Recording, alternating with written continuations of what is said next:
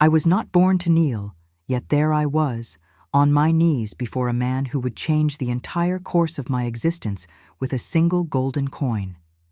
They say that fate announces itself with thunder and lightning, but mine arrived in silence, rolling across a marble floor on a gray November morning, catching the pale light from the windows of Ashworth Hall like a small, treacherous sun.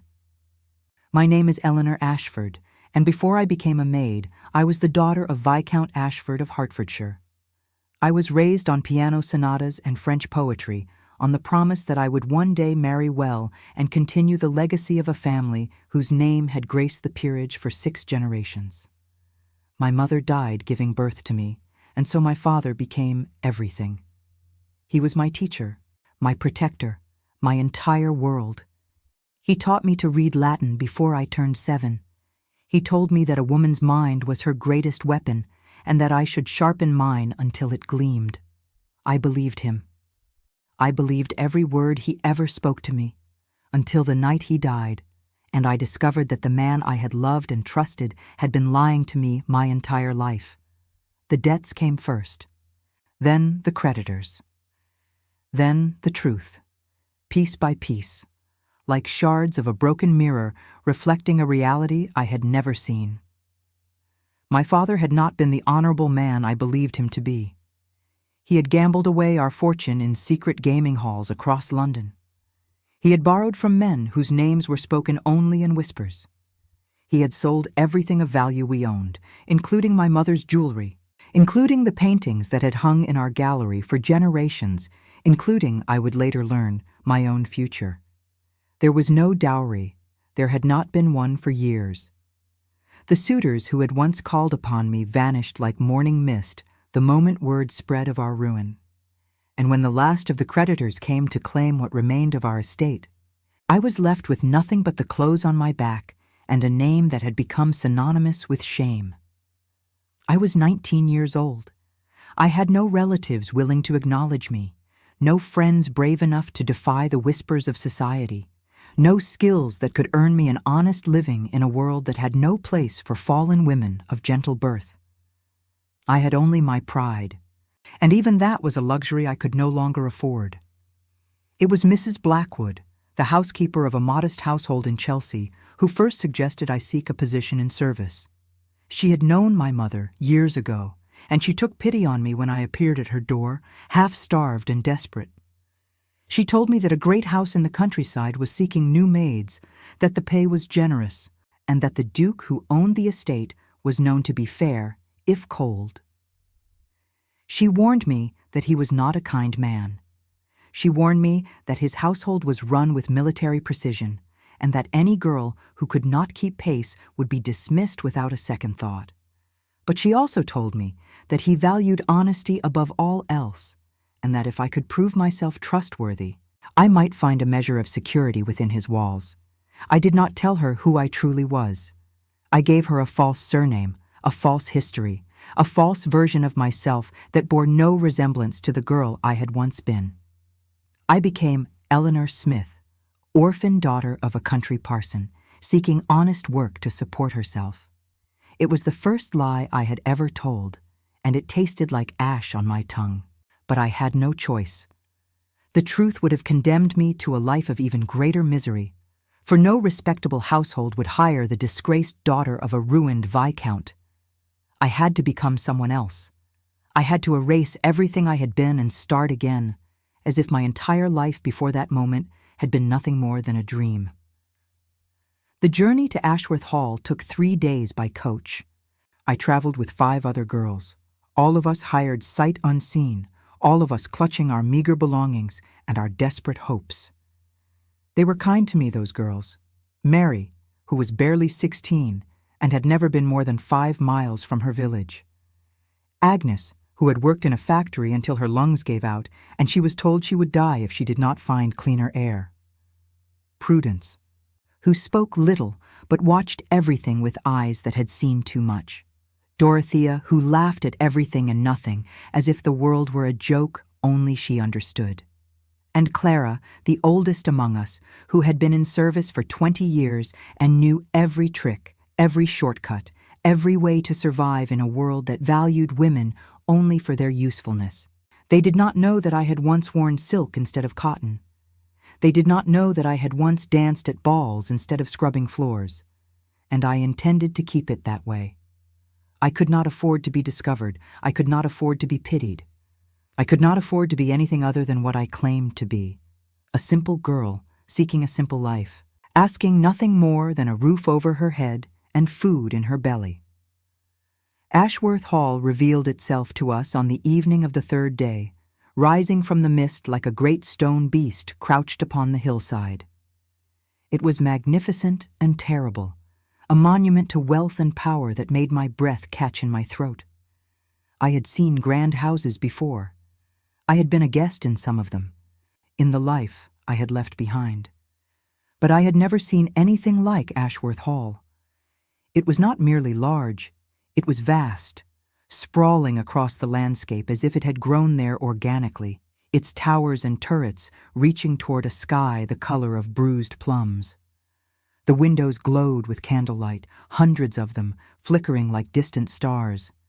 And I remember thinking that it would take an army of servants to keep all those candles burning. We were met at the servants' entrance by Mrs. Hartley, the housekeeper, a woman whose face seemed carved from the same gray stone as the house itself. She was tall and thin, with steel-colored hair pulled back so tightly it seemed to stretch the skin of her forehead, and eyes that missed nothing. She inspected each of us in turn, her gaze lingering on our hands, our posture, our shoes. When she reached me, she paused. I felt her eyes trace the line of my jaw, the set of my shoulders, the way I held my head. I knew what she saw. I knew that no matter how I tried to disguise it, there was something in my bearing that did not belong to a parson's daughter. But she said nothing. She merely nodded, made a note in the ledger she carried, and moved on to the next girl. We were given our uniforms that night, plain black dresses with white aprons and caps, identical to one another, designed to render us invisible. We were shown to our quarters, a long, narrow room on the uppermost floor of the servants' wing, with 6 small beds arranged in a row beneath the eaves. The mattresses were thin, the blankets worn, but they were clean, and after 3 days of traveling, they felt like heaven. I lay awake that first night, listening to the unfamiliar sounds of the house settling around me, and I promised myself that I would survive this. I would work harder than anyone else. I would keep my head down and my mouth shut. I would earn my place here, and I would never, ever give anyone reason to suspect that I was anything other than what I claimed to be. The first test came sooner than I expected. We were summoned to the great hall on our first morning, all 6 of us, to receive our instructions from Mrs. Hartley. The hall was enormous, larger than the entire ground floor of the house I had grown up in, with vaulted ceilings that disappeared into shadow and walls lined with portraits of ancestors who seemed to watch our every move with disapproving eyes. A fire burned in the massive hearth at the far end, but its warmth did not reach us where we stood, shivering in our thin uniforms, waiting to learn our fate. And then he appeared. I had heard stories about the Duke of Ashworth. Everyone had. He was one of the wealthiest men in England, master of estates that stretched across 3 counties, heir to a title that dated back to the time of Henry VIII. But he was also one of the most mysterious. He rarely appeared in society. He never entertained. He had married young to a woman of exceptional beauty and impeccable breeding, and she had died 3 years later under circumstances that no one would speak of openly. Some said she had taken her own life. Others whispered of darker things, of secrets and lies, of a marriage that had been a prison rather than a partnership. But no one knew the truth because the Duke never spoke of her, and no one dared to ask. I expected a monster. I expected a man twisted by grief and bitterness, with cruelty written in every line of his face. What I saw instead was something far more dangerous. He was beautiful. I know that is not the word one typically uses to describe a man, but there is no other that fits. He was tall, taller than any man I had ever seen, with broad shoulders and a lean, athletic build that spoke of hours spent on horseback. His hair was dark, almost black, swept back from a face that could have been sculpted by a Renaissance master. High cheekbones, a strong jaw, a mouth that seemed made for either kissing or cruelty. But it was his eyes that undid me. They were gray, the color of winter storms, the color of steel, the color of the sky just before it weeps. And they were empty. Not cold, not cruel, just empty, as if everything that had once lived behind them had been extinguished long ago, leaving nothing but ash. He walked into the great hall without acknowledging any of us, his boots striking the marble floor with a rhythm as precise as a military drum. He moved like a man who owned the world and found it disappointing. He stopped near the fireplace, his back to the flames, and surveyed us with an expression of utter indifference. I felt the other girls shrink beside me, their fear palpable, their breathing shallow. But I could not look away.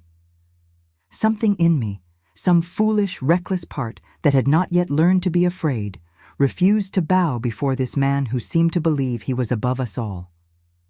Mrs. Hartley began to speak, explaining our duties, our schedules, the rules we were expected to follow. I tried to listen, but my attention kept drifting back to the Duke, who had not moved, had not spoken, had done nothing but stand there and watch us with those terrible, beautiful eyes. And then, just as Mrs. Hartley was explaining the importance of punctuality, something happened. A coin fell from the Duke's pocket.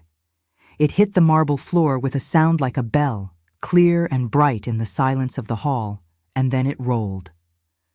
We all watched it, mesmerized, as it traced a lazy arc across the polished stone, catching the firelight, gleaming like a tiny sun. It came to rest near the center of the room, equidistant from all of us. A perfect golden circle against the white marble. 1,000-pound coin. A fortune. More money than any of us would earn in a lifetime of service. No one moved. I saw Mary glance at it, then quickly look away, her face flushing with shame. Agnes pressed her hands against her apron, as if she were afraid they might reach for it of their own accord. Prudence stared straight ahead, her expression carefully blank. Dorothea let out a nervous giggle that died in her throat when Mrs. Hartley shot her a warning look. Clara, the oldest and wisest among us, kept her eyes fixed on the floor, refusing to acknowledge that the coin existed at all. I understood their fear. We all knew the stories. Servants who were caught stealing were not merely dismissed. They were prosecuted, imprisoned, sometimes transported to the colonies. A single accusation could destroy a life. And here was a test, obvious and cruel, designed to expose the thieves among us. The smart thing to do was what the others were doing. Pretend the coin did not exist. Let someone else take the risk.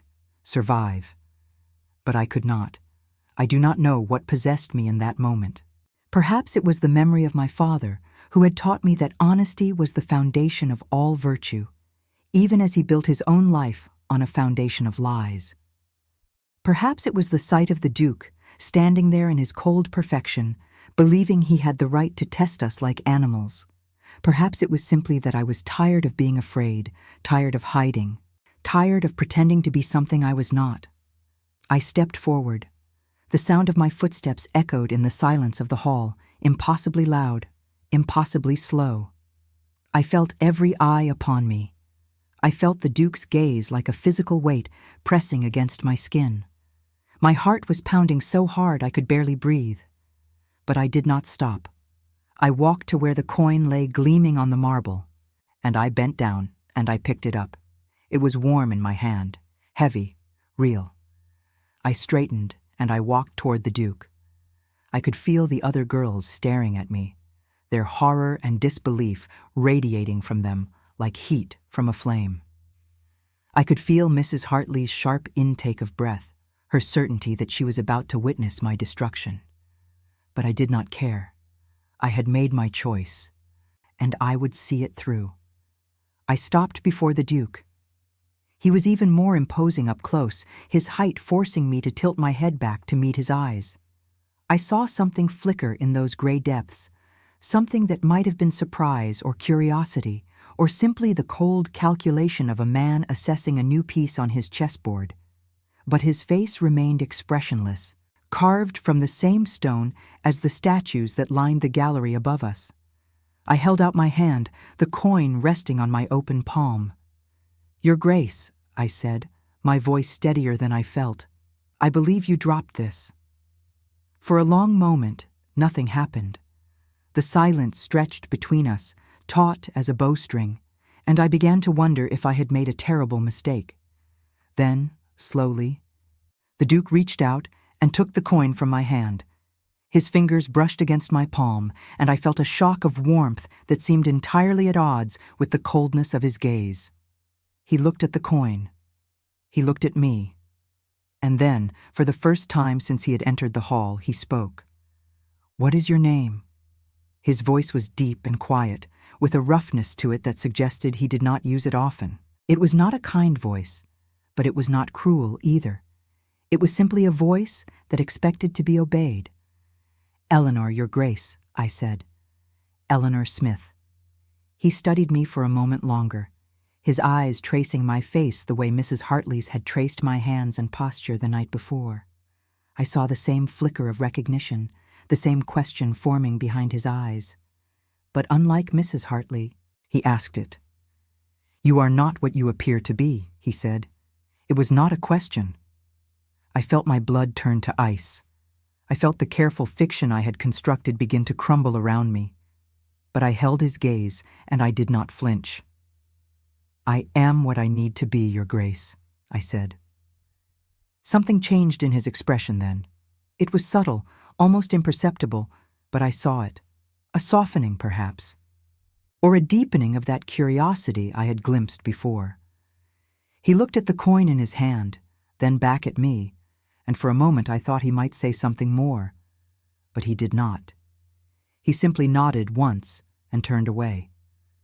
"You may return to your place," he said over his shoulder. "Mrs. Hartley will give you your assignments." And just like that, it was over. The Duke walked out of the hall without another word, without another glance, leaving behind nothing but the echo of his footsteps and the strange, unsettling warmth that lingered on my palm where his fingers had touched mine. I learned later from Clara that the coin was a test. The Duke had used it for years, with every new group of servants who entered his household. He wanted to know who among them was honest enough to return it, brave enough to approach him, stupid enough to risk everything for a principle.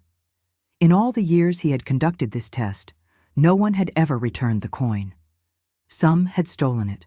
Most had ignored it, too afraid of the consequences to act. But no one had ever done what I had done. No one had ever looked him in the eye and given it back as if it were the most natural thing in the world. "He is interested in you now," Clara warned me that night, as we lay in our narrow beds beneath the eaves. "That is not a good thing. The Duke does not take interest in people. He uses them, and when he is finished, he discards them. You should have left the coin where it was. You should have been invisible, like the rest of us." But I could not be invisible. I had tried. God knows I had tried. But there was something in me that refused to disappear, something that burned too brightly to be extinguished, no matter how hard I tried to smother it. And now the Duke had seen it. Now he knew that I was not what I claimed to be, and I could only pray that his curiosity would fade before he discovered the truth. It did not fade. In the days that followed, I felt his eyes upon me constantly. I would be polishing the silver in the butler's pantry, and I would look up to find him standing in the doorway, watching me with that unreadable expression. I would be carrying linens down the corridor, and I would turn a corner to find him there, as if he had been waiting for me.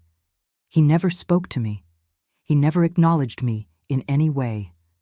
But he was always there, a shadow at the edge of my vision, a presence I could not escape. The other servants noticed. Of course they did. In a household like Ashworth Hall, nothing went unobserved. Whispers followed me wherever I went. I heard them in the kitchen, in the servants' hall, in the dormitory at night when the other girls thought I was asleep. They said the Duke had taken a fancy to me. They said I was angling to become his mistress. They said I was a fool who did not know the danger she was courting, or a schemer who knew exactly what she was doing. None of them bothered to ask me the truth. None of them would have believed it if I had told them. The truth was that I did not understand the Duke's interest any more than they did. I had done nothing to encourage it.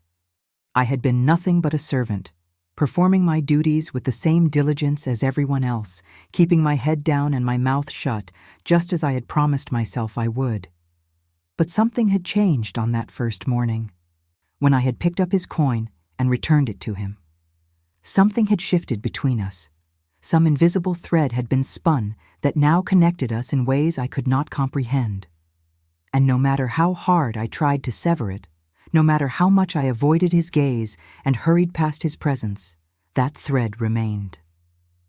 It was Mrs. Hartley who finally summoned me to explain. She called me to her sitting room on a Wednesday afternoon, a small, austere space, furnished with a single desk, 2 chairs, and a portrait of the late Duchess that hung above the fireplace like a silent accusation. I had seen that portrait before, in the main gallery, but I had never stopped to study it closely. Now, standing before Mrs. Hartley's desk while she examined a letter with deliberate slowness, I found my eyes drawn to it against my will. The Duchess had been beautiful, extraordinarily so. She had pale blonde hair arranged in an elaborate style that must have taken hours to achieve, and a face as delicate and perfect as a porcelain doll's. But there was something wrong with her eyes. They were blue, large and luminous, but they were empty in a way that reminded me of the Duke's. Not cold, not cruel, just empty, as if the woman who had posed for this portrait had already departed her body and left nothing but a shell behind. I wondered, not for the first time, what had really happened to her. I wondered if the rumors were true. I wondered if she had been unhappy, if her marriage had been a prison, if she had found death preferable to another day in this vast, cold house with a husband who seemed incapable of feeling anything at all. "The Duke has requested that you be assigned to the library," Mrs. Hartley said, interrupting my thoughts. Her voice was flat, carefully neutral, but I could hear the disapproval beneath it. "You will report there each morning at 9 o'clock to dust the shelves, tend the fire, and perform whatever other tasks His Grace requires." I felt my heart stumble. The library? That was the Duke's private domain, the one room in the house where servants rarely ventured. It was said that he spent most of his time there, surrounded by his books and his papers and his silence. To be assigned there was to be placed directly in his path, day after day, with no escape and no protection. "Mrs. Hartley," I began, but she cut me off with a wave of her hand. "I do not know what you did to attract His Grace's attention," she said, "and I do not wish to know. But I will tell you this, girl. The Duke is not a man to be trifled with. He has no patience for deception, no tolerance for weakness, and no mercy for those who disappoint him. Whatever game you think you are playing, I advise you to abandon it now, before it is too late." "I am not playing any game," I said, and I meant it. "I do not understand why the Duke has taken an interest in me. I have done nothing to encourage it." Mrs. Hartley looked at me for a long moment, her gray eyes searching my face for evidence of a lie. Whatever she saw there seemed to satisfy her, because she nodded slowly and returned her attention to the letter on her desk. "Perhaps you are telling the truth," she said. "Perhaps you are simply unfortunate. Either way, you will report to the library tomorrow morning. And you will conduct yourself with the utmost propriety at all times. Is that understood?" "Yes, Mrs. Hartley," I said. She dismissed me with a wave, and I left her sitting room with my mind spinning and my heart heavy with dread. I did not want to be near the Duke. I did not want to feel his eyes upon me, watching, calculating, trying to solve the puzzle I represented. I did not want to think about the warmth of his fingers against my palm, or the way his voice had softened when he spoke my name, or the strange pull I felt toward him despite every instinct telling me to run. But I had no choice. I was a servant, and he was the master. My fate was in his hands, and there was nothing I could do but pray that he would tire of me before he discovered the truth. The library at Ashworth Hall was unlike anything I had ever seen. It occupied the entire east wing of the house, a vast cathedral of books that rose 3 stories high and seemed to stretch into infinity. The shelves were carved from dark mahogany, polished to a gleam that reflected the light from the tall windows that lined the outer wall. Rolling ladders on brass rails provided access to the upper levels, and scattered throughout the space were leather armchairs, reading desks, and small tables piled high with volumes that the Duke was apparently in the process of studying.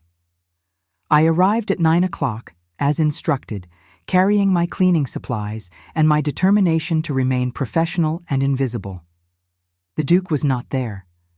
I felt a moment of relief, quickly followed by a surge of anxiety. Where was he? Was he watching me from some hidden alcove? Would he appear suddenly, as he always seemed to do, catching me off guard and unprepared? I set about my work, trying to calm my racing thoughts.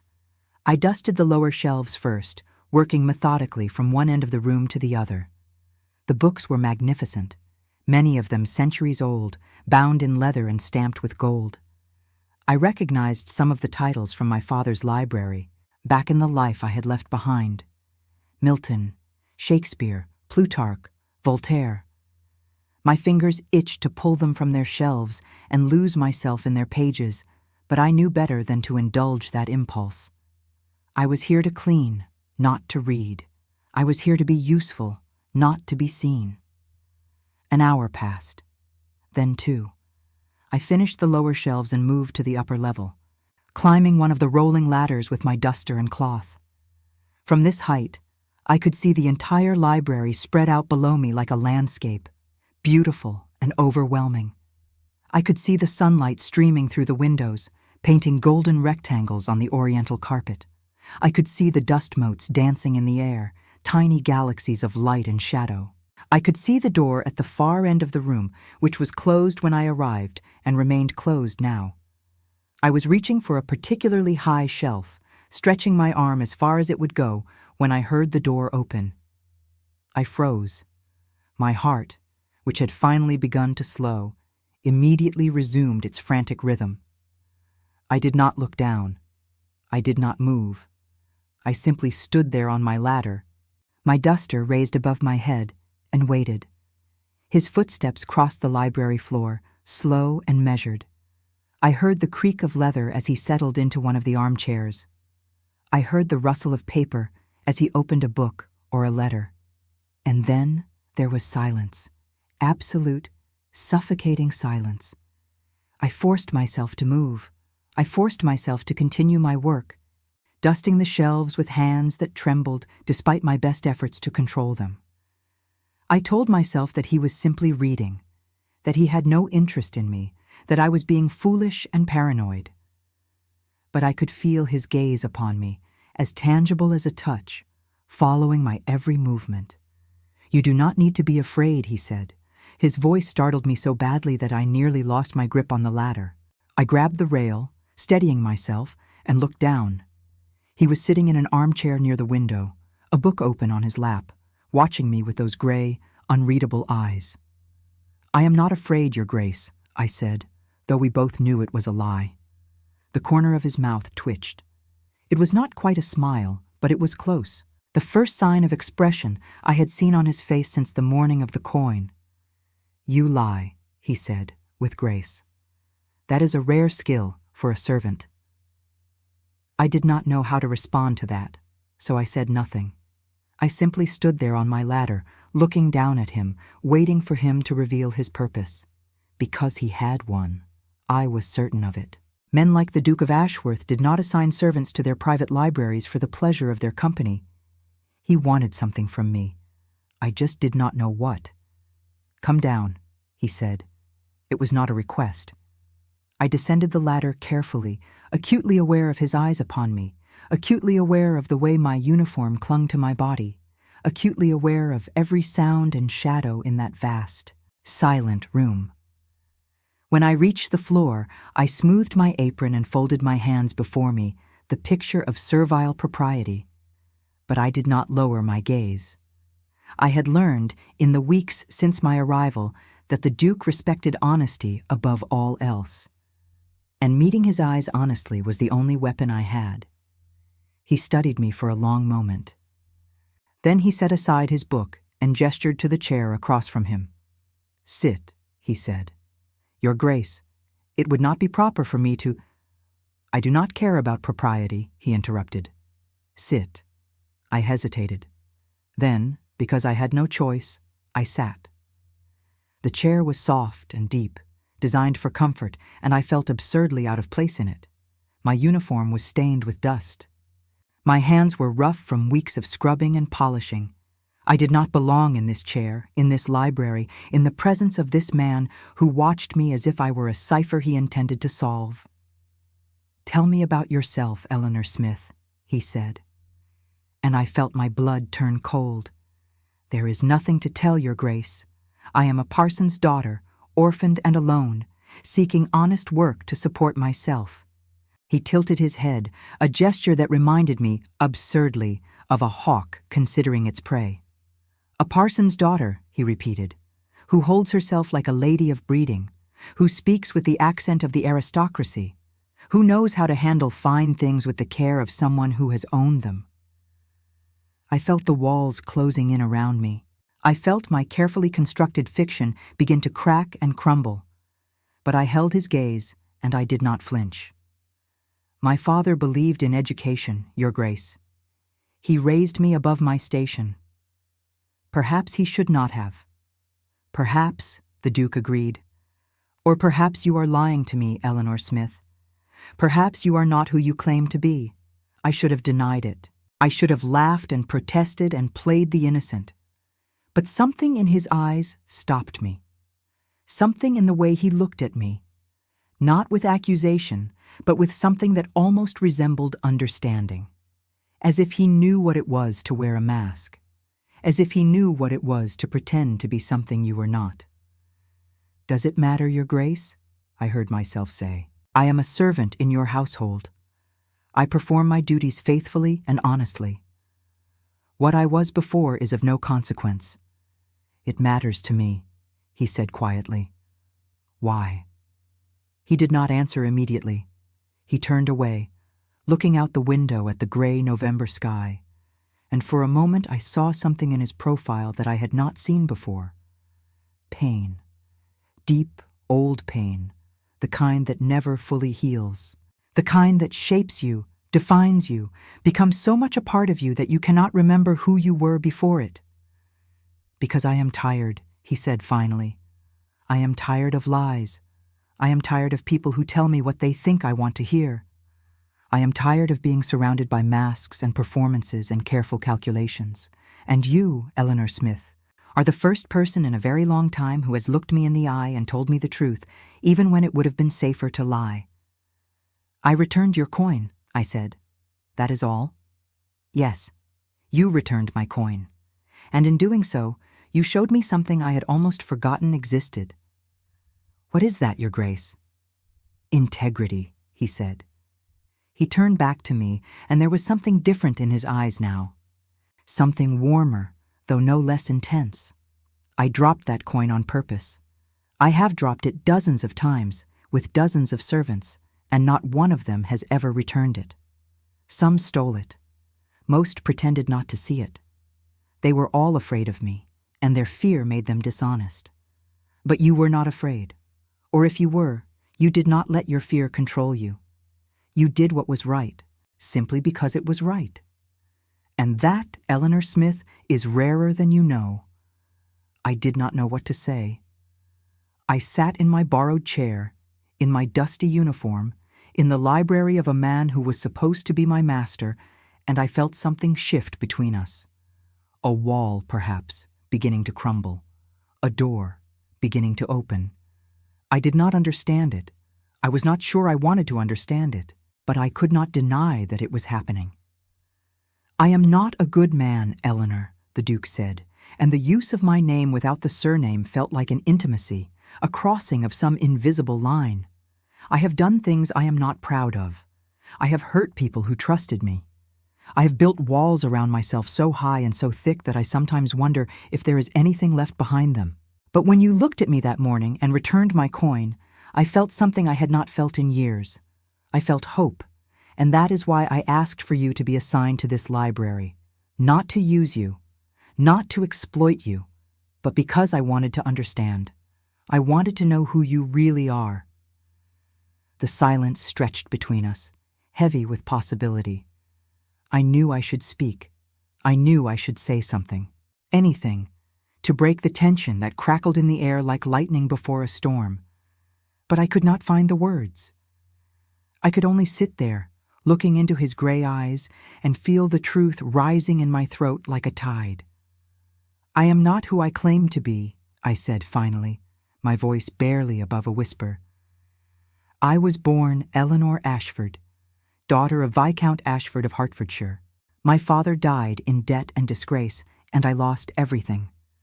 My name, my position, my future. I came here because I had nowhere else to go, and I lied because the truth would have destroyed any chance I had of survival.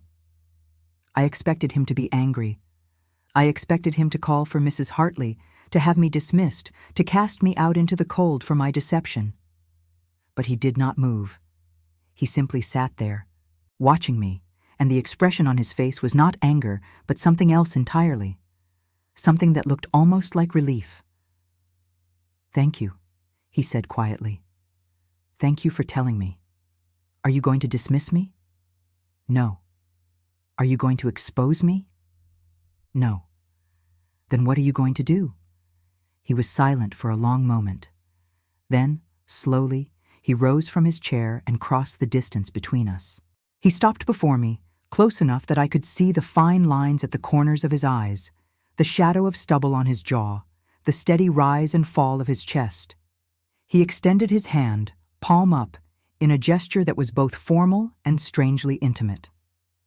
"I am going to ask you to trust me," he said, "and I am going to promise you that your secret is safe with me, as long as you wish it to be."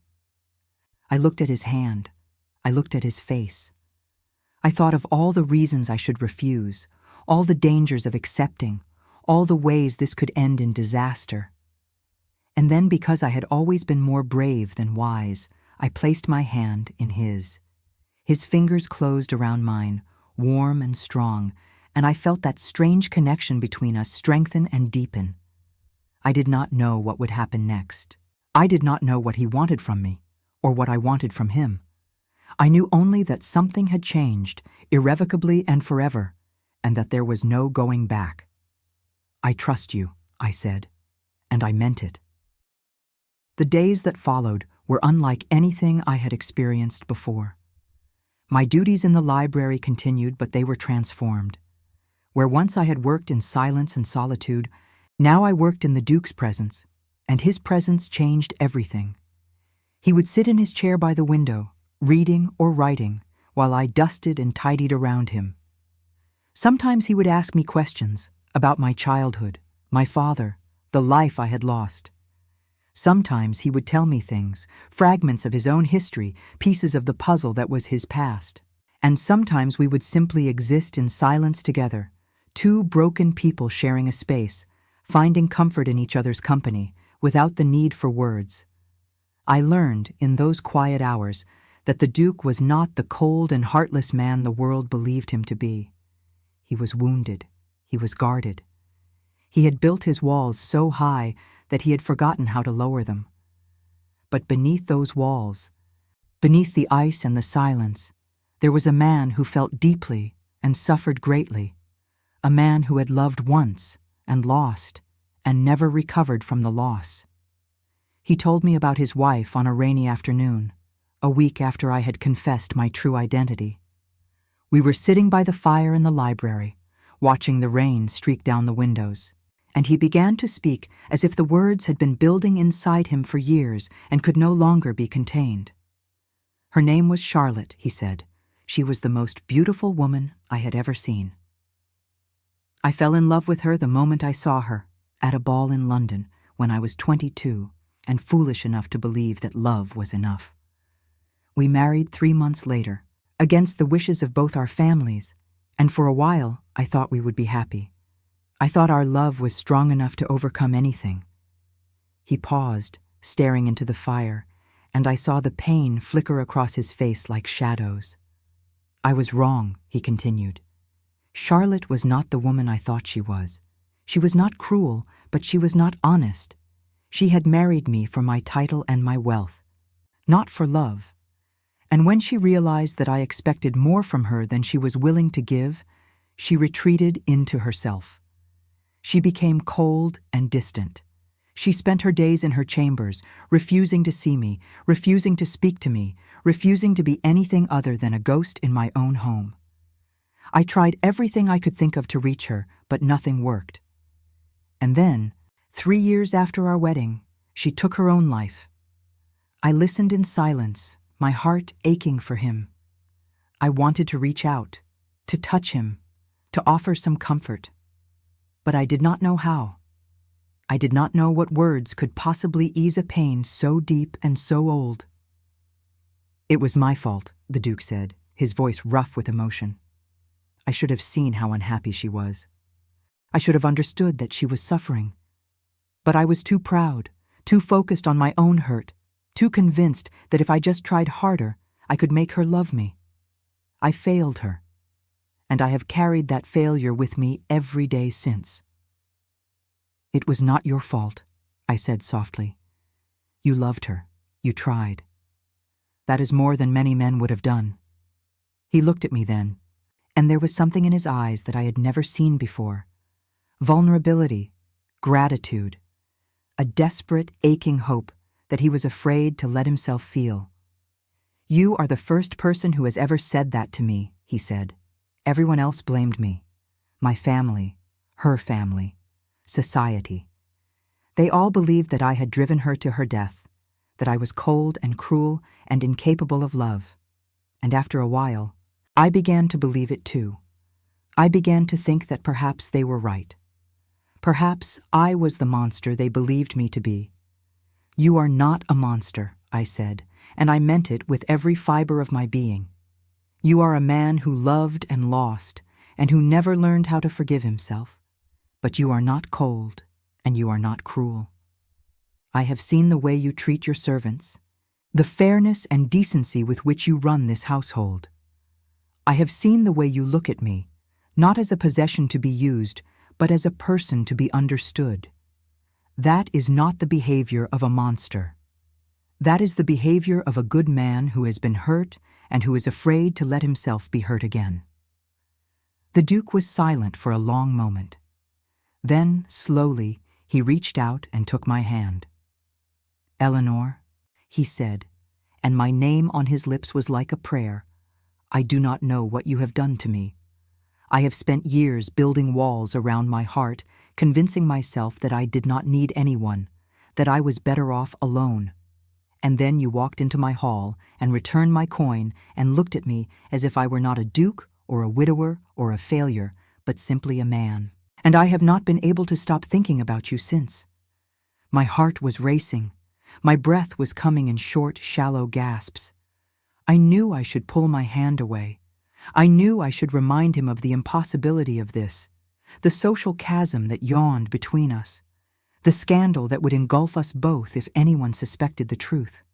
But I could not move. I could only sit there, my hand in his, and feel the warmth of his skin against mine, and wonder how I had ever believed that I could be invisible to this man. Your Grace, I began, but he shook his head. My name is James, he said, and when we are alone, I would like you to use it. James.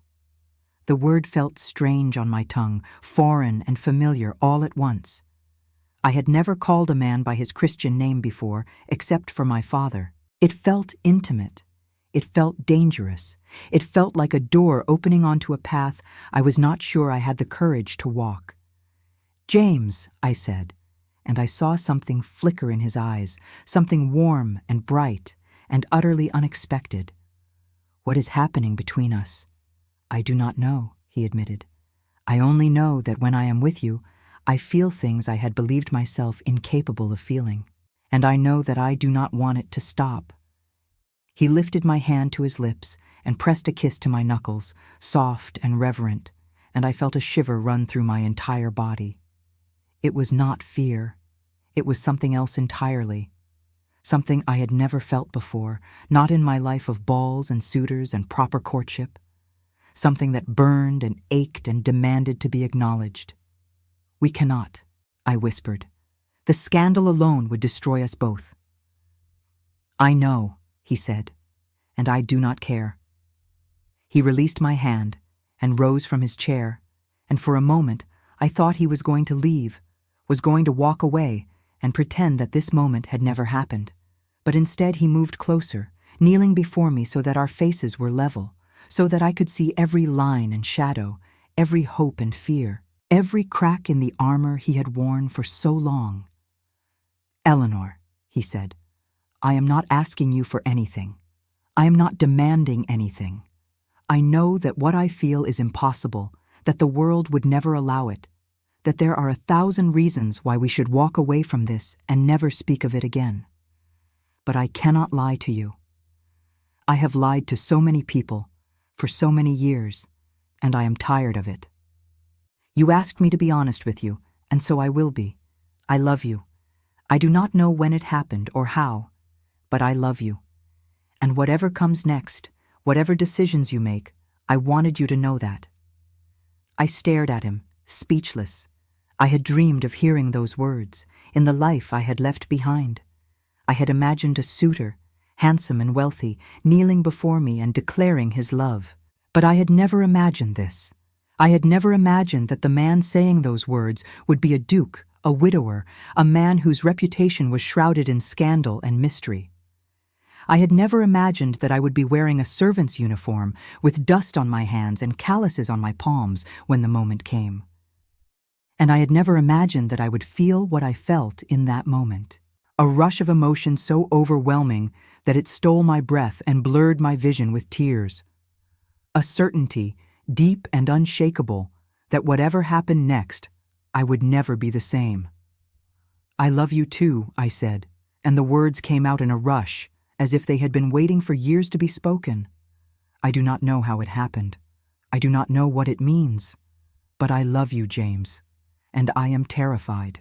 He reached up and cupped my face in his hands, his thumbs brushing away the tears that had begun to fall. "Then we will be terrified together," he said, "and we will face whatever comes, together." And then he kissed me. It was not my first kiss.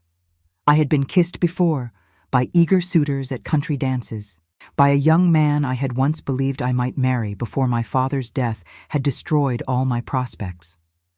But this kiss was different. This kiss was everything. It was soft and fierce and desperate and tender all at once. It was a promise and a question and an answer. It was the beginning of something I did not fully understand, but knew in my heart I could not live without. When we finally pulled apart, breathless and trembling, the Duke rested his forehead against mine and closed his eyes. "Whatever happens," he whispered, "remember this moment. Remember that I loved you truly and that you loved me. Whatever the world tries to do to us, they cannot take that away. I will remember, I promised. I will always remember." But even as I spoke the words, I knew that our love was not the only force at work in Ashworth Hall. There were others who had their own plans, their own schemes, their own reasons for wanting to control the Duke and his future. And soon those forces would converge, threatening to destroy everything we had built in the quiet sanctuary of the library. Lady Marguerite arrived on a December afternoon, when the first snow was falling and the world outside had turned to white. She was the Duke's elder sister, a woman of formidable presence and impeccable breeding, who had married an earl at 18 and been widowed at 30. She now occupied herself with managing the affairs of everyone around her, convinced that she alone knew what was best for the family name. I saw her from the window of the servants' hall, descending from her carriage in a flurry of fur and feathers, her voice ringing out across the courtyard as she issued commands to the footmen. Even from a distance, I could sense her power, her certainty, her absolute conviction that the world should arrange itself according to her will. "That is Lady Marguerite," Clara whispered beside me. "She comes every winter when the social season is over, to torment the Duke and try to marry him off. She has been at it for 3 years now, ever since the Duchess died." "Does she succeed?" I asked, though I already knew the answer. The Duke had told me about his sister, about her relentless matchmaking, about the parade of eligible young ladies she brought to Ashworth Hall each year in the hope that one of them would catch his eye. "Never," Clara said, with a hint of satisfaction. "The Duke refuses them all. He will not even see most of them. Lady Marguerite says he is stubborn and ungrateful, but I think he simply knows his own mind, and his mind is not interested in marriage." I felt a strange twist in my chest at those words. The Duke's mind was not interested in marriage, and yet he had told me he loved me. What did that mean? What could it mean, given the gulf between us? I was still a servant in his household, whatever private moments we had shared. The world would never accept a union between us. And Lady Marguerite, with her aristocratic pride and her obsession with the family name, would certainly do everything in her power to prevent it. The days that followed were tense. Lady Marguerite took command of the household as if she owned it, rearranging the furniture, criticizing the menus, dismissing servants who failed to meet her exacting standards. I did my best to stay out of her way, but it was difficult. She seemed to be everywhere, her sharp eyes missing nothing, her sharp tongue sparing no one. And then she brought Lady Beatrice. Lady Beatrice Worthington was everything I was not. She was young, beautiful, wealthy, and born to the highest circles of society. Her father was a marquess. Her mother was the daughter of a duke. She had been raised from birth to be the perfect wife for a man of power and influence, and she had the polished manners and graceful bearing to prove it. She arrived 3 days after Lady Marguerite, in a carriage even more elaborate than her hostesses, accompanied by a retinue of servants and enough trunks to outfit an army. I watched from the gallery as she swept into the entrance hall, all golden curls and porcelain skin, and a smile that seemed to light up the room. "She is magnificent, is she not?" Lady Marguerite said, appearing beside me so suddenly that I nearly jumped. The perfect bride for James, beautiful, accomplished, well-connected. Everything a duchess should be. I said nothing. I kept my eyes fixed on Lady Beatrice, who was now greeting the Duke with a curtsy so deep and so graceful that it seemed choreographed. "You are the new maid," Lady Marguerite continued, her voice deceptively casual, "the one who works in the library." "Yes, my lady. My brother seems to have taken an interest in you." I felt my blood turn to ice. I felt the walls closing in around me, just as they had on the day the Duke had questioned me. But I kept my face neutral, my voice steady. "I could not say, my lady. I simply perform my duties as I am assigned." Lady Marguerite smiled, but there was no warmth in it. It was the smile of a cat who has cornered a mouse and is deciding whether to play with it before the kill. "Do not think I am unaware of what happens in this house," she said. "I have eyes everywhere, and I know that my brother has been spending a great deal of time in the library since you arrived, far more than is appropriate for a man of his station and a servant of yours. I perform my duties, my lady," I repeated. "Nothing more." "See that it stays that way," Lady Marguerite said. "My brother is vulnerable. He has been alone for too long, and loneliness makes men foolish. But he is still the Duke of Ashworth, and he will marry appropriately, whether he wishes to or not. Lady Beatrice is his future, and you, whatever you may have imagined, are not." She swept away without waiting for a response, leaving me alone in the gallery with my heart pounding and my hands trembling. I knew I should heed her warning. I knew I should pull back, distance myself from the Duke, protect us both from the scandal that would engulf us if the truth came out. But the thought of losing him, of returning to the cold emptiness of my life before, was more than I could bear. I was still standing there, lost in thought, when I heard footsteps behind me. I turned, expecting Lady Marguerite to have returned with more threats, but instead I found Lady Beatrice. She was even more beautiful up close. Her skin was flawless, her eyes a striking shade of violet blue, her hair shining like spun gold in the light from the windows. But there was something in her expression that gave me pause. A coldness, barely concealed beneath the surface of her smile. A hardness in her eyes that did not match the sweetness of her voice. "You must be the maid everyone is whispering about," she said. "The one who captured the Duke's attention with a coin." I curtsied, as was proper. "My lady." Lady Beatrice circled me slowly, her eyes taking in every detail of my appearance. I felt like a horse being assessed at market, examined for flaws and weaknesses that might affect my value. "I can see why he is intrigued," she said. "You are pretty, in a common sort of way. And there is something in your bearing that suggests you were not always a servant." I said nothing. There was nothing I could say that would not make things worse. Lady Beatrice stopped in front of me, close enough that I could smell her perfume, a cloying floral scent that made my head ache. "Let me be clear," she said, her voice dropping to a whisper that was far more menacing than any shout. "The Duke of Ashworth is going to be my husband. I have worked too hard and sacrificed too much to let a serving girl stand in my way. If you value your position in this household, if you value your freedom, you will stay away from him. Do you understand?" "Yes, my lady," I said, though every fiber of my being rebelled against the words. "Good." Lady Beatrice smiled, a smile that did not reach her eyes. "I am glad we understand each other." She walked away, and I was left alone again, my heart heavy with fear and anger and a desperate, aching love that I did not know how to suppress. I knew that Lady Beatrice was dangerous. I knew that she would stop at nothing to achieve her goals. And I knew that if she discovered the truth about my past, she would use it to destroy me without a moment's hesitation. But I also knew that I could not give up the Duke. Not now. Not after everything we had shared. I loved him, and he loved me, and that love was the only thing that made my life bearable. Whatever happened, I would not let them take it away from me. The following weeks were a torment. Lady Beatrice had established herself in the household with the ease of someone who fully expected to be its mistress before long. She presided over dinners, organized entertainments, and made herself indispensable to Lady Marguerite's campaign to see the Duke married.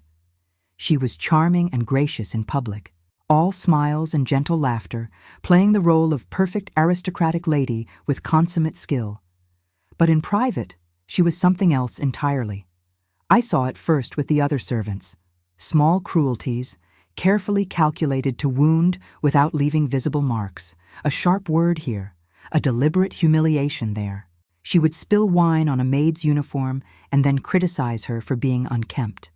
She would give conflicting orders and then punish the servants for failing to follow both. She moved through the household like a poison, spreading misery wherever she went, and yet somehow always managing to appear blameless.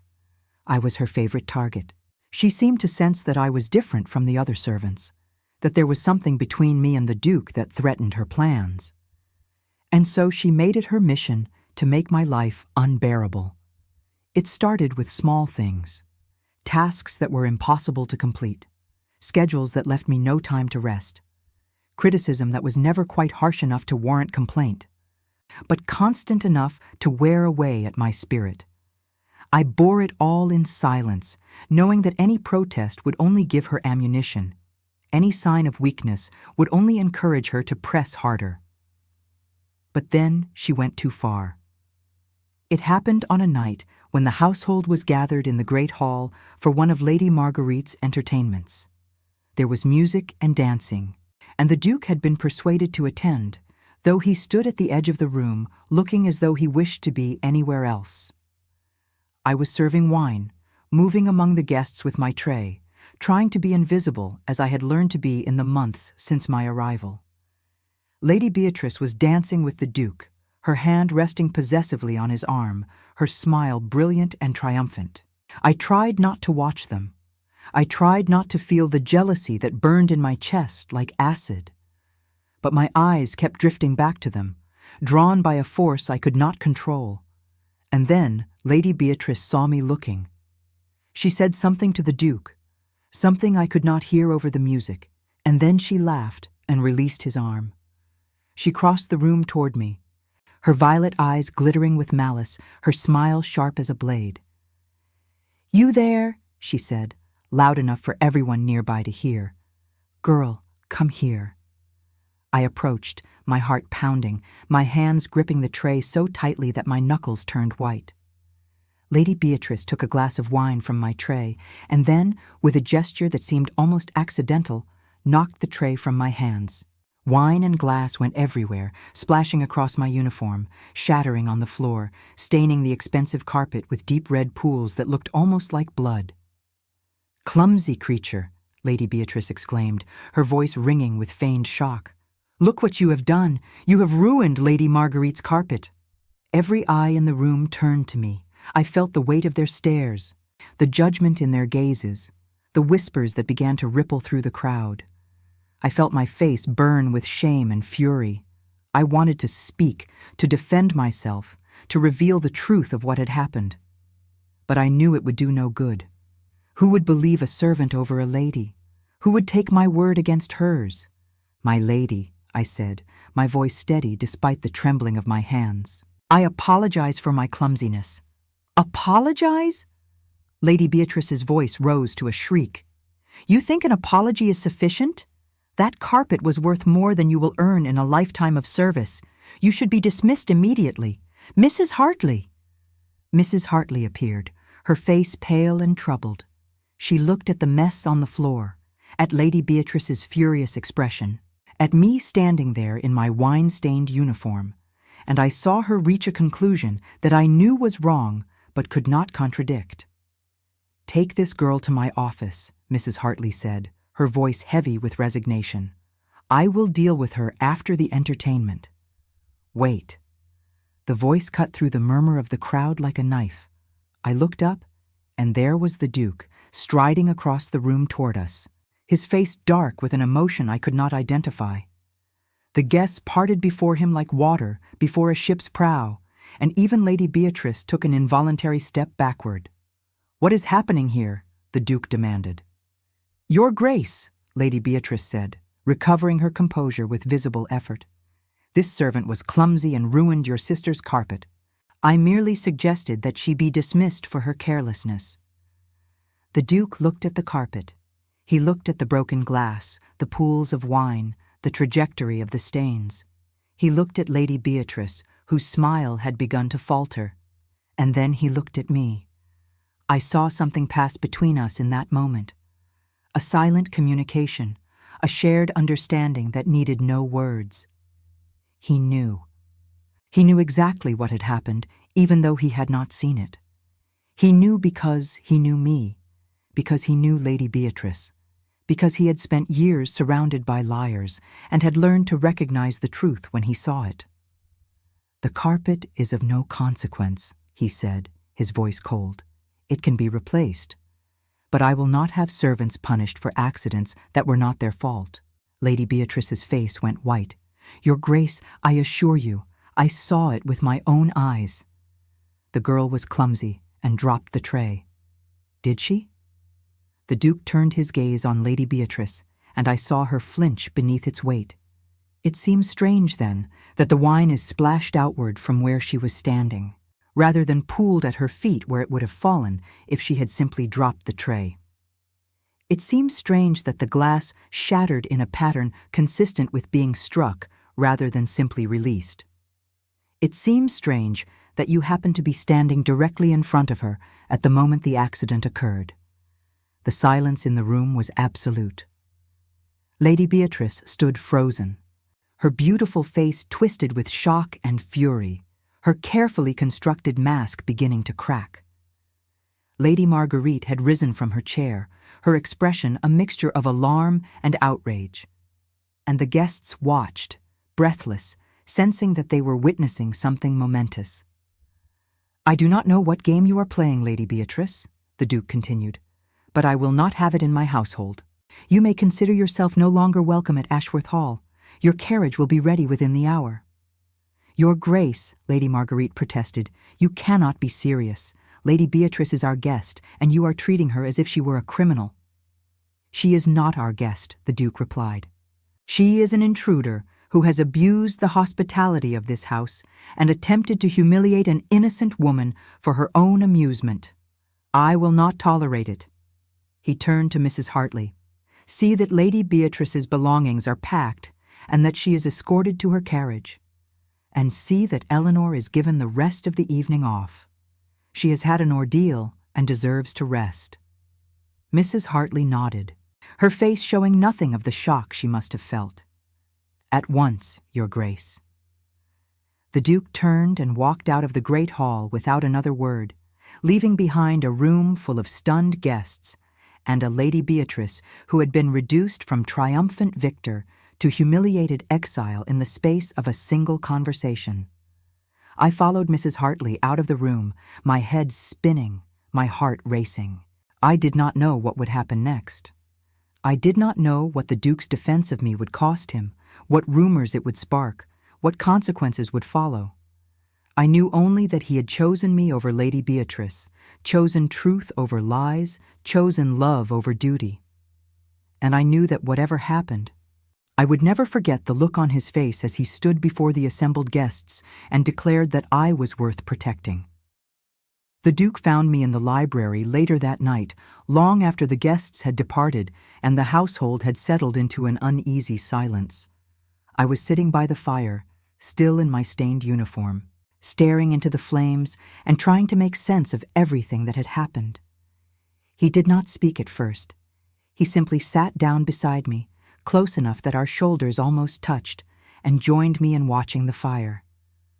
The silence between us was comfortable, familiar, the silence of two people who did not need words to understand each other. "I am sorry," I said finally. "I did not mean to cause such a scene." "You did nothing wrong," he replied.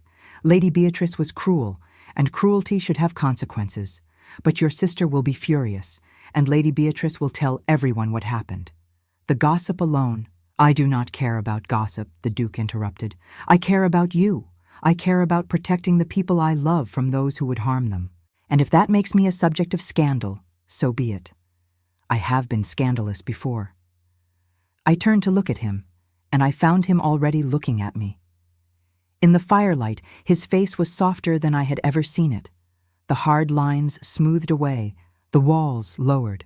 He reached out and took my hand, and I felt that familiar warmth spread through me, that sense of connection that seemed to grow stronger every time we touched. "Eleanor," he said, "I want to tell you something. Something I have been thinking about for weeks, but have not had the courage to say." I waited, my heart in my throat. When Charlotte died, I thought I would never feel anything again. I thought that whatever part of me was capable of love had died with her, that I would spend the rest of my life in this house, surrounded by books and silence, never truly alive. I built walls. I pushed everyone away. I convinced myself that I was better off alone, that love was a weakness that would only lead to more pain. He paused, his grip on my hand tightening. "But then you came, and you returned my coin. And you looked at me as if you could see through all my walls, all my defenses, all the masks I had worn for so long that I had forgotten they were masks. And slowly, without meaning to, I began to feel again. I began to hope again. I began to believe that perhaps I was not as broken as I thought." "James," I whispered, but he shook his head. "Let me finish. I know what the world will say if I follow my heart. I know that my sister will never forgive me. I know that society will condemn us both, that we will be outcasts, that our lives will never be easy. But I also know that I cannot live without you. I know that if I let you go, if I let fear and propriety and the opinions of others dictate my choices, I will regret it for the rest of my life. He reached into his pocket and withdrew something small and glittering, a ring, a beautiful, delicate ring, with a single diamond that caught the firelight and blazed like a captured star. "This was my grandmother's," he said. "She gave it to me before she died and told me to give it to the woman I loved. I have carried it with me for years, never believing I would find someone worthy of it, but now I have." He looked into my eyes, and I saw everything there, all his hopes and fears and dreams laid bare before me. "Eleanor Ashford," he said, "will you marry me?" I stared at him. I stared at the ring. I felt tears streaming down my face, tears of joy and fear and overwhelming love. I thought of all the obstacles that stood between us, all the reasons why this was madness, all the ways it could end in disaster. And then I thought of the alternative, a life without him, a life of loneliness and regret, a life that was hardly worth living at all. "Yes," I said, my voice breaking on the word. "Yes, James, I will marry you." He slid the ring onto my finger, and it fit perfectly, as if it had been made for me. And then he pulled me into his arms and held me, and I felt, for the first time in my life, truly and completely at home. The months that followed were not easy. Lady Marguerite, as predicted, was furious. She threatened, she pleaded, she warned of scandal and ruin. She told the Duke that he was throwing away his legacy, that he was dishonoring his family, that no one in society would ever receive us if we went through with our plans. She told me that I was a fortune hunter, a schemer, a common servant who had seduced her brother with wiles and deception. She told us both that we were fools who would live to regret our choices. But we did not waver. The Duke, my James, had made his decision, and nothing his sister said could change it. He had spent too many years living according to the expectations of others, and he was done. He would marry the woman he loved, and the world could think what it liked. We were married in the spring, in the chapel at Ashworth Hall, with only the household servants as witnesses. Mrs. Hartley stood in for my mother, and the old butler, Mr. Price, gave me away. It was a simple ceremony, nothing like the grand society wedding that Lady Marguerite had always envisioned for her brother. But it was perfect. It was ours. I remember the way James looked at me as I walked down the aisle, the tears in his eyes that he tried so hard to hide. I remember the warmth of his hand as he slipped the wedding ring onto my finger. I remember the sound of his voice as he spoke his vows, strong and steady, and filled with a love so deep it seemed to encompass the entire universe. I remember thinking, as the chaplain pronounced us husband and wife, that I had spent my whole life searching for a place to belong. And now, at last, I had found it. The scandal, when it came, was everything Lady Marguerite had predicted and more. The story spread through society like wildfire. The Duke of Ashworth had married his own maid, the disgraced daughter of a ruined viscount, in a secret ceremony attended by none of his peers. Ladies clutched their pearls. Gentlemen shook their heads. Invitations dried up. Doors that had once been open slammed shut in our faces. But we did not care. We had each other. We had Ashworth Hall, which became our sanctuary, our fortress, our world. We had our books and our fires and our long conversations that stretched into the small hours of the morning. We had our walks through the gardens, our rides across the moors, our quiet moments of tenderness that needed no witnesses. And we had our love, which grew stronger with each passing day, each passing month, each passing year. I am writing this now, 10 years after that day in the Great Hall when I returned a coin to a stranger and changed the course of both our lives. I am sitting in the library, in the chair by the window that has become my favorite spot, looking out at the grounds of Ashworth Hall. The gardens are in bloom, a riot of color against the ancient gray stone. The sun is setting, painting the sky in shades of gold and rose. And beside me, in his own chair, my husband is reading, as he has done every evening for as long as I have known him. We have 2 children now. A son, William, who has his father's gray eyes and his mother's stubborn spirit, and a daughter, Charlotte, named for the woman whose death nearly destroyed the man I love, but who is nothing like her namesake. She is bright and bold and fearless, and she makes her father smile in ways I never thought possible. Lady Marguerite has never forgiven us. She maintains her distance, visiting only when duty demands, and she has never once acknowledged me as her sister. But that is her loss, not mine.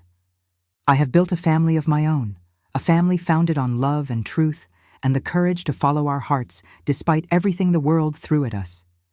Sometimes, late at night, James still wakes from nightmares. He dreams of Charlotte, of his failure, of the guilt he has carried for so long.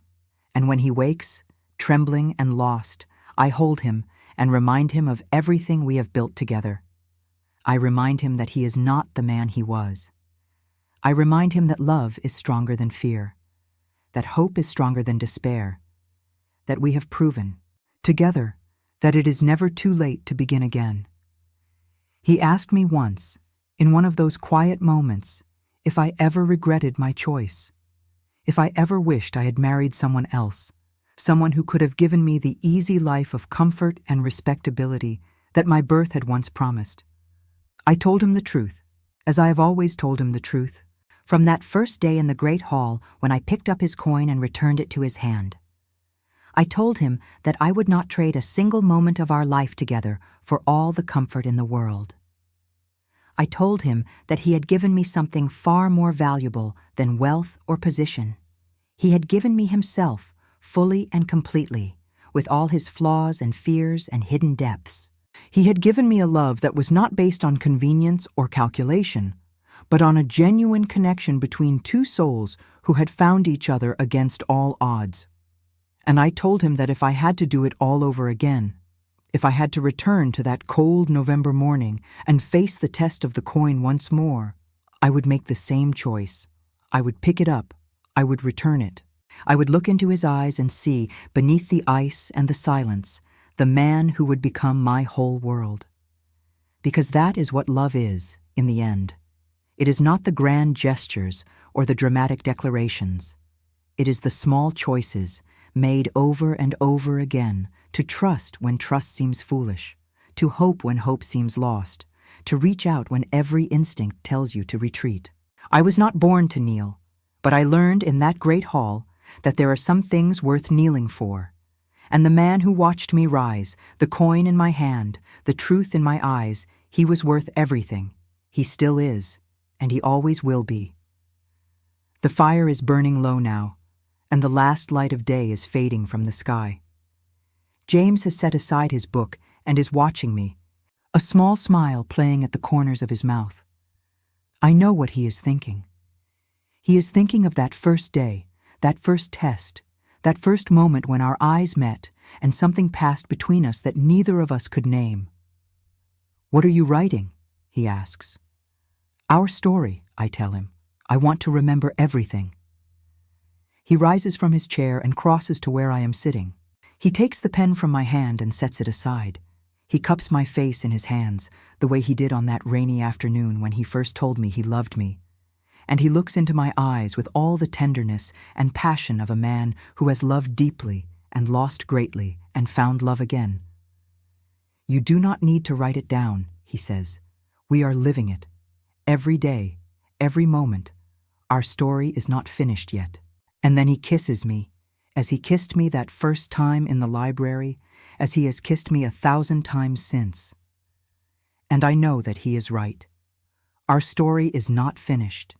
It will never be finished, not as long as we have each other, not as long as our love endures. So I set aside my pen, and I let him lead me away from the window, away from the fading light, into the warmth and safety of the life we have built together, a life that began with a coin and a choice, a life that proved, against all odds, that love can conquer anything, even a duke's frozen heart.